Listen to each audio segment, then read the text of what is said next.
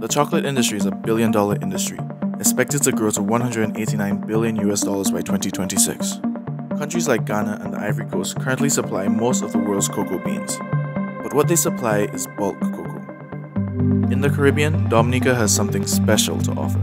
We produce fine flavoured cocoa, a cocoa that is rich in flavour notes and coveted by cocoa producers the world over. This gives us access to high-end niche markets. But cocoa isn't new to the island. From plantocracies and peasant farms to our modern-day agricultural society, Dominica has always produced cocoa on some scale.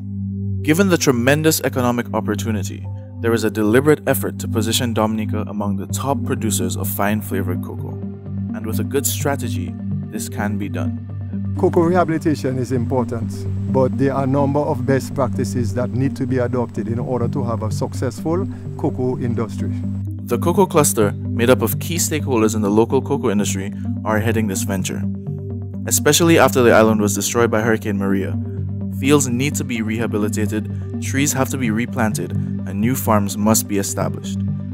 With Dominica's focus on climate resilience, farming cocoa as a cash crop is an obvious choice, and we have all the tools to do it.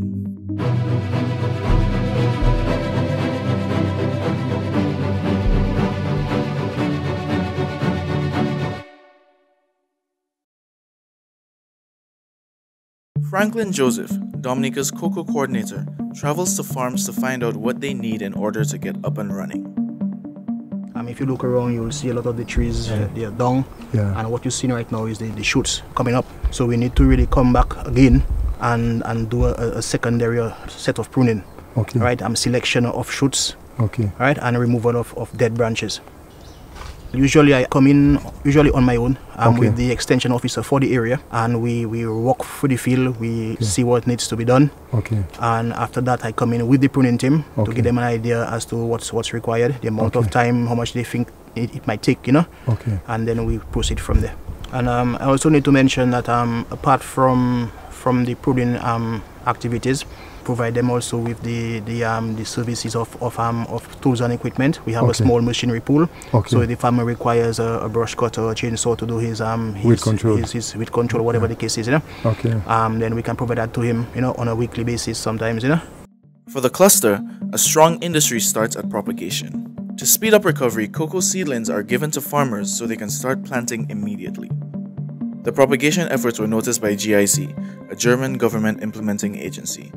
GIZ came on board to support the cluster. GIZ have been in Dominica for a while and helping different farmers all over, especially in the Soufriere watershed and recently in Portsmouth. But we have come on board, with the Cocoa Cluster project. We've been looking at areas that they showed that they were interested in, so we helped with the rehabilitation of the plants. And we donated in excess of 700 plants in the first instance, right, to the farmers for the much needed rehabilitation of their farms. We're looking forward right now to see how this project will assist them and how they will develop their farms and to create livelihoods for them and their families. The seedlings are propagated in the northeast of the island. Here, a special facility has been set up. The cocoa seedlings are grown en masse. Close attention is paid to developing specific varieties to help with efficient pollination. There are 3 main varieties of cocoa grown in Dominica: Criollo, Trinitario, and Forestario. It is important to have a mix of these varieties in one field, as some cocoa plants are self-incompatible. That is, they do not pollinate with varieties of their own kind. This is the main facility in which cocoa have been propagated throughout the island. The planting material are prepared here. Once they have gone through the final hardening stage, where they'll be prepared for field establishment, the farmers would make the necessary requests through the extension officer. The cocoa coordinator would have to visit those fields, ensure that the criteria are in place. So once that is done and the clearance has been given from the cocoa coordinator, the farmers would either collect the plants themselves or they would be delivered to the farmers by the coordinator. One of the farms that received seedlings grown at the cocoa propagation facility is Erica Biscombe's 300-acre estate at Pitted Coulibaly in the Soufriere Valley. Erica, a longtime farmer, recently started farming cocoa. We visit her farm to see her progress. We get a lot of wind here. It's very wind blown. The wind is very, very strong. Some windbreaks definitely would address some of those challenges. Yes. Your tambourine, these are good species that the root system binds and goes deep enough that can give you the anchorage. and maintenance of those, because you do not want them coming too tall that the wind can topple them over. So I recommend that you top them at least 12-15 feet maximum in height. So you'll have a regular annual maintenance of it to keep them at that height, so that you will get the full effect of the windbreak on your cocoa trees. Here, Erica is struggling with the intense winds that sweep her field. Once the trees are established, this won't be an issue, but she will have to find mitigation solutions for the young seedlings. To minimize issues that can be encountered when growing cocoa, each site for planting should be assessed. Sites chosen should have 1. Proper windbreaks, 2. Trees that provide shade for young cocoa plants, and 3. Soil that is low in heavy metals, especially cadmium. On the international market, cocoa beans are tested for cadmium. There is increasing concern globally regarding the consumption of food contaminated with heavy metals like cadmium. Erica's expansive farm produces a lot of organic compost, which can be used to fertilize her young cocoa plants. Remember I spoke to you about the organic matter? Yes. Since they established already, what you can do is to prepare a trench on top, on the upside of it, and then you place your organic matter. With the rain, the nutrients, it will diffuse itself into the soil, and the plant is going to get it. If you notice, you try to do it at distance away from the plant, not too close. Not too close, that it will damage the root. Okay, and this is your organic matter. Okay, what I do, you take it, and then you take it and then you place it. You place it on the upside.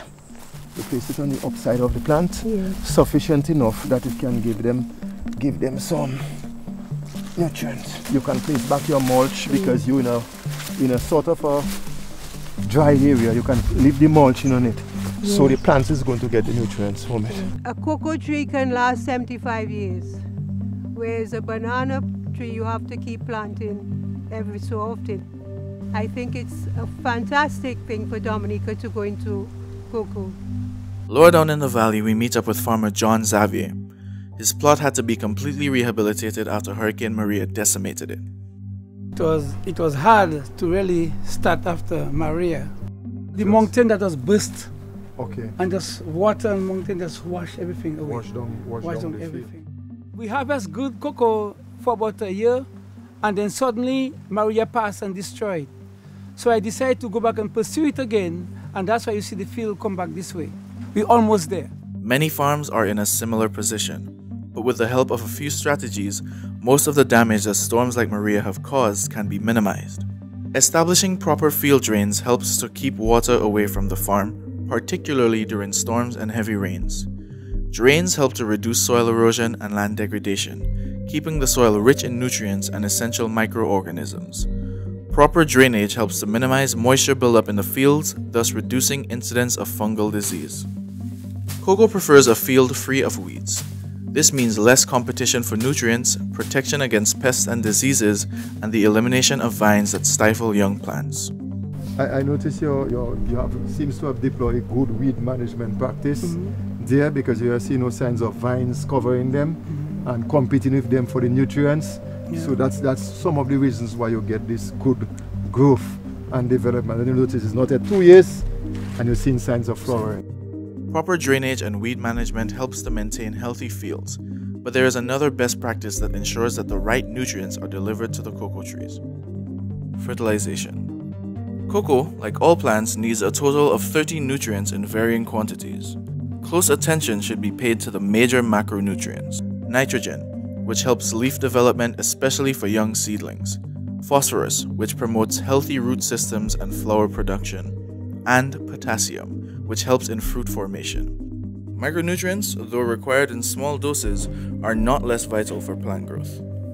If the soil is deficient in any nutrients, then a fertilizer that counteracts the deficiency should be used. To determine the best fertilizer, a soil test should be done. We look at the tree and we look at the drip edge of the tree. This is what we consider the drip edge of the tree. That's where the feeder roots are. So this is the ideal area in which we would put the fertilizers. We have shown you how to rehabilitate old fields and establish new ones. But for those who have mature trees, their success still depends on continuing to follow best practices.